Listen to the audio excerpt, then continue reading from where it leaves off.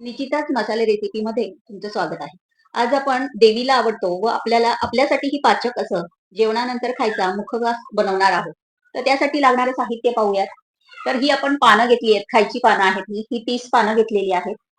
आणि ही टुटी फ्रुटी आहे 2 चमचे घेतलेली. सुपारी घेतलेली ही आपण 1 चमचा. हिरवी बडीशोप घेतलेली आहे 2 चमचे. खोबरं घेतलेलं आहे 2 चमचे. धणे डाळ ही 2 चमचे घेतलेली आहे. त्यानंतर आपण ही ज्येष्ठ मधाची पावडर घेतलेली आहे. गुलकंद घेतले 2 चमचे आणि हा कात आहे. कात पण आपण बारीक करून घेणार आहोत हा.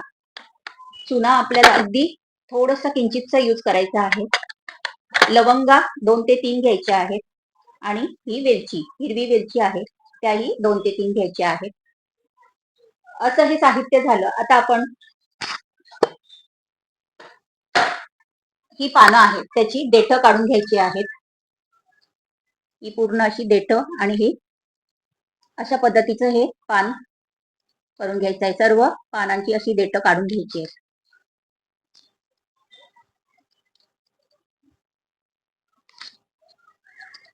त्याच्या शिराही आपण जास्त ठेवायच्या नाहीये. चला तर मुखवास बनवायला घेऊया. आता आपण अगदी थोडंसं किंचितचं असं चुना लावून घेणार आहोत. प्रत्येक पानाला लावायचं आहे.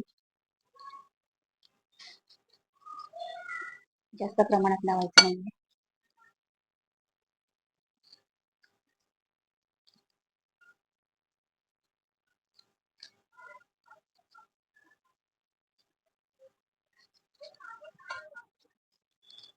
आता आपण स्वच्छ धुवून त्याला तसं चुना लावून घेतलेला आहे सर्व पानांना. आणि आता ही पानं आपण मिक्सरच्या भांड्यामध्ये बारीक अशी तोडून टाकणार आहोत. अशा पद्धतीने ही पानं बारीक करून घालायची आहे मिक्सरच्या भांड्यामध्ये. तर मिक्सरच्या भांड्यामधून आपण त्याचं मुखवास बनवणार आहोत. पूर्वी लोक पाट्यावर वाटायचे किंवा खलबत्त्यामध्ये कुटायचे. सर्व पानं ही आपण अशी घालून घेणार आहोत. मुखवास टिकवण्यासाठी ही पानं अगदी कोरडी आणि पूर्ण आपण पुसून घ्यायची. पाण्याचा लवलेश ठेवता कामा नये या पानांमध्ये, म्हणजे तो मुखवास आपला छानपैकी टिकून राहतो. तर आता ही पानं घालून झालेली आहेत. त्याच्यानंतर आपण ही सुपारी घालणार आहोत. त्यानंतर लवंग आणि वेलची, हिरवी वेलदोडे.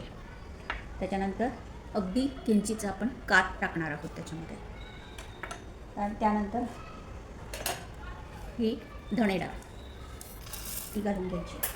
त्याच्यानंतर बडीशोप घालणार आहोत. त्यानंतर खडीसाखर ही घालून घ्यायची.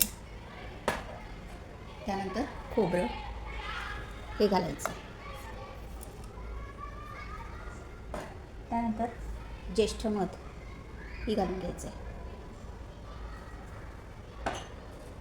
आणि लास्टला गुलकंद आपण एक मिक्सरला फिरवून घ्यायचा, नंतर हे टाकायचं आहे, म्हणजे चिकटपणा होत नाही. असं आपलं मुखवास मिक्सरमधून आपण बारीक केलेला आहे आणि तो आता आपण एका डिशमध्ये काढून घेऊयात. माझ्या चॅनलवर नवीन असाल तर माझ्या चॅनलला लाईक करा, शेअर करा, सबस्क्राईब करा आणि रेसिपी कशा वाटतात हे कमेंट करून नक्की कळवा. सुगंध खूपच छान येतो आहे. आता ह्यामध्ये आपण आता टुटी फ्रुटी घालून घेऊया. आणि हे आपल्याला मुखवास खूप दिवस टिकवायचं असेल तर थोडंसं ऊन द्यायचं किंवा फॅनवर सावलीमध्ये वाळवायचं. 2 महिने तरी छान टिकतं फ्रीज बाहेर. मुखवास तयार झालेला आहे. खूपच सुंदर, पटकन होतो आणि खायला पण छान चव. अगदी आपण बाहेरचं खातो विडा तशा टाईपचं हे होतं. आणि देवीला आपण कधीही हे बनवून अर्पण करू शकतो. तर नक्की बनवून बघा तुम्हाला अगदी खूपच आवडेल. असं हे तांबूळ आपलं तयार आहे. तर मस्त खा, हेल्दी राहा. पुन्हा भेटू नवीन रेसिपीमध्ये.